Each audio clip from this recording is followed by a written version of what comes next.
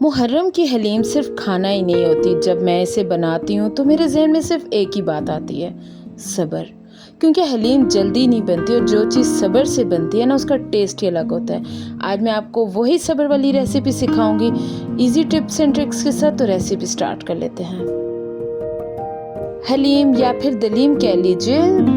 हलीम बनाने के लिए मैंने कुछ दालों का इस्तेमाल किया है और उनको मैंने ओवरनाइट सोक करके रख दिया था। इन दालों को 2 से 3 बार अच्छी तरह से धो लें, पानी साफ आने तक धोएं, इससे हलीम में गैस नहीं बनेगी। अच्छा, एज यू कैन सी कि दालें कितनी अच्छे से फूल गई हैं, क्योंकि दालें जितनी अच्छे से सोख होंगी हलीम उतनी जल्दी गलेगी, पकेगी और टेक्सचर भी ज़्यादा क्रीमी आएगा। मेरे पास जौ नहीं थे तो मैंने और जौ का दलिया होता है, रोल्ड ओट्स, उनका इस्तेमाल किया और उनको सोक नहीं किया। डायरेक्ट दालों के साथ ही डाल दूंगी तो ये खुद ही गलकर हलीम को थिक कर देंगे। गंदम को ओवरनाइट सोक करने का फ़ायदा ये हुआ कि प्रेस करने से कितने अच्छे से गंदम टूट रही है। इसलिए मैं हमेशा कहती हूँ कि पेशेंस सबसे ज़रूरी है हलीम में। कम से कम 6 से 8 घंटे सोक कर लें गंदम को, क्योंकि जितनी देर तक सोक रहेगी गंदम, जब हम उसको दालों के साथ घुटाई करेंगे तो वो आसानी से घुटाई हो जाएगी, मसला नहीं करेगी।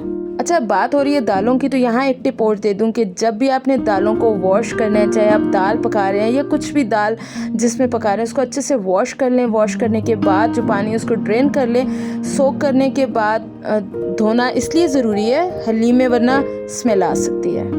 अच्छा, हलीम बनाते हुए आप टोटा चावल का इस्तेमाल करें तो भी अच्छा है, लेकिन मेरे पास टोटा चावल नहीं थे, घर में साबुत चावल ही थे, इसलिए मैंने साबुत चावल का ही इस्तेमाल किया है। अगर आपके पास टोटा चावल है तो आप टोटा चावल का इस्तेमाल कर सकते हैं। जौ का दलिया अभी मैंने इस्तेमाल नहीं किया, कब करूँगी, कैसे करूँगी, वो मैं बाद में बताऊँगी। दालों को 3 से 4 घंटे मीडियम टू लो फ्लेम पे पकने के लिए रख दिया है। मीनवाइल देख लेते हैं नेक्स्ट स्टेप। हलीम में फ्राइड अनियन स्किप मत कीजिएगा, यही सीक्रेट है जो घर की हलीम को रेस्टोरेंट स्टाइल बना देते हैं। फ्राइड अनियन के लिए जब आपने अनियंस की कटिंग करनी है तो इवन कटिंग करें, उससे इवन कुकिंग होगी। ऑयल गरम हो गया, उसमें मैंने ऐड कर लिए थे अनियंस। जल्दी नहीं करनी, लो फ्लेम पे 10 to 12 मिनट्स लगेंगे, बट कलर एकदम ब्राउन आएगा। देखिए कलर चेंज हो रहा है। जब लाइट गोल्डन कलर हो जाए तो तब निकाल लें, क्योंकि कैरी ओवर कुकिंग की वजह से बाद में खुद ही डार्कर कलर हो जाएगी। लेकिन अगर आप ऑयल में कर देंगे तो फिर टेस्ट बिटर हो जाएगा। ये फ्राइड अनियंस ही हैं जिनकी वजह से हलीम में कलर, टेस्ट और अरोमा आएगा।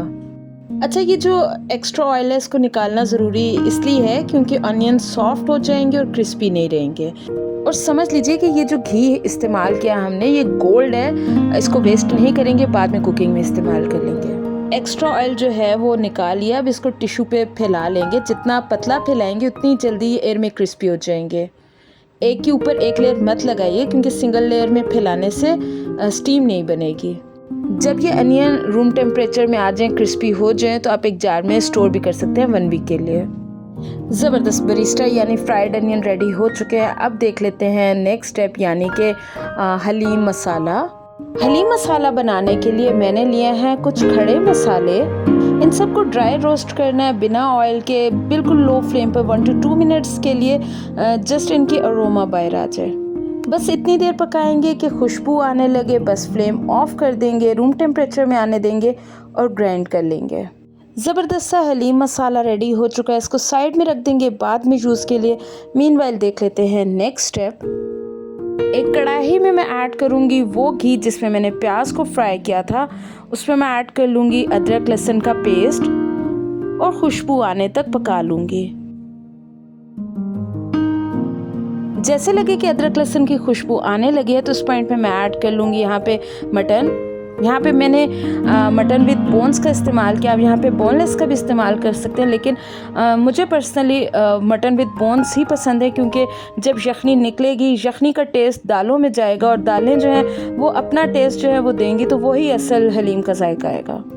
अच्छा, ये स्टेप अक्सर ही लोग स्किप कर देते हैं, लेकिन ये क्यों ज़रूरी है? क्योंकि मटन में पानी होता है और अगर डायरेक्ट बॉईल कर देंगे तो सारा टेस्ट पानी में चला जाएगा। ऑयल में भुनने से मीट की जो सरफेस है वो सील हो जाती है, मतलब बाहर से हल्का सा क्रस्ट बन जाता है और अंदर से जूसेस जो है वो और या फ्लेवर्स जो है वो लॉक हो जाते हैं। एज़ यू कैन सी कि मटन को मैंने सब्ज़ मिर्चें, अदरक, लहसुन, घी में नमक के साथ भुनाई कर रही हूँ। मीट का कलर भी चेंज हो रहा है और खुशबू भी कमाल की आ रही है। यही भुनाई का जो स्टेप है जो हलीम को घर वाली से रेस्टोरेंट वाली बना देता है। जैसे ही मीट का कलर चेंज होगा तो इस पॉइंट पे मैं ऐड कर लूँगी फेंटा हुआ दही। अच्छा, यहाँ एक बात बता दूं कि दही ऐड करने से मीट जल्दी गल जाएगा, क्योंकि दही में लैक्टिक एसिड होता है जो मीट के रेशे तोड़ देता है। दही से हलीम में हल्की सी खटास आ जाएगी जो टेस्ट को बैलेंस करेगी। बिना दही के तो हलीम का फ्लेवर अधूरा ही रह जाएगा। अच्छा, जब लगे कि दही जो है वो उसकी भुनाई हो चुकी है तो उस पॉइंट पे मैं ऐड कर लूँगी पानी। पानी की क्वांटिटी इतनी रखनी है कि जो मीट है वो अच्छे से नरम हो जाए, पक जाए और यखनी जो है वो बन जाए। यखनी बाद में काम आएगी। सेम प्रोसीजर आप कुकर में भी कर सकते हैं ताकि टाइम सेव हो सके, लेकिन मैं इसको लो फ्लेम पे पकने के लिए रख दूँगी। इतनी देर पकने के लिए रखूँगी कि मीट जो है वो नरम हो जाए। मीनवेल चेक कर लेते हैं दालों को कि दालें कहाँ तक पहुँची हैं। ज़बरदस्त दालें जो हैं वो अप्रॉक्सीमेटली पक चुके हैं। अब इस पॉइंट में मैं ऐड कर लूँगी ओट्स भी, ताकि ओट्स भी दालों के साथ पक जाए और जो टेक्सचर है वो और थिक और क्रीमी हो जाए। दालों को मैंने पकने के लिए साइड में रख दिया है। मीनवाइल चेक कर लेते हैं मटन को।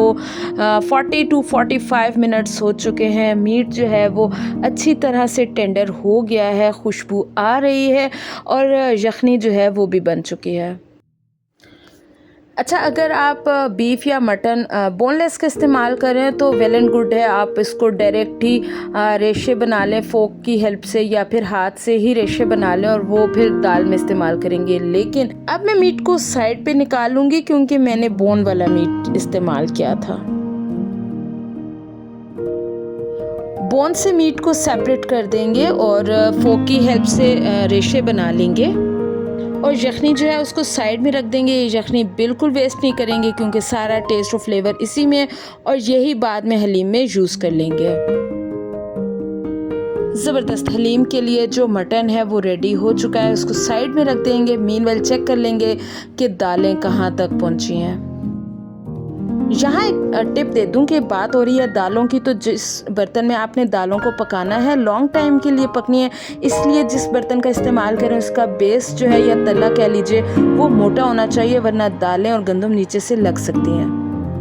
दालें पक चुकी हैं। अब इस पॉइंट पे मैं ऐड कर लूँगी यखनी। यखनी को जब ऐड करना है तो यखनी को अच्छे से स्ट्रेन कर लीजिए ताकि जो छोटी छोटी बोन्स या मसाले के टुकड़े जो हैं वो यखनी में ना रह जाए और वो फिर बाद में इरिटेट करेंगे। साफ़ यखनी से हलीम का टेस्ट और टेक्सचर बेहतर आएगा।